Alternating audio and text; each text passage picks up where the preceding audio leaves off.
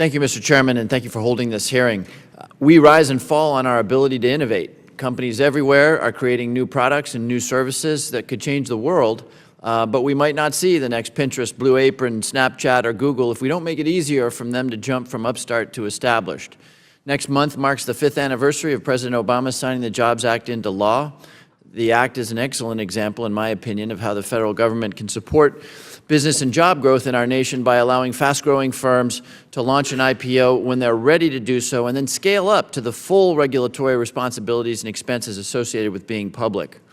At the crux of the Jobs Act, of course, is the creation of an IPO on-ramp, which makes it easier for small to medium-sized companies to undertake an IPO and creates a new category of emerging growth companies that would enjoy certain regulatory exemptions as a result of that status.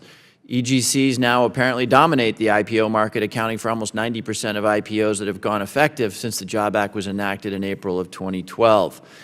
The online travel site Kayak, headquartered in my district, was able to go public in 2012 thanks to the Jobs Act as an EGC. I'm proud of the bipartisan manner in which the Jobs Act came into existence. It really serves as a model for how Republicans and Democrats can work together to help advance one of the primary American competitive advantages, which is good liquid capital markets. I do have one question which I hope the panel will address.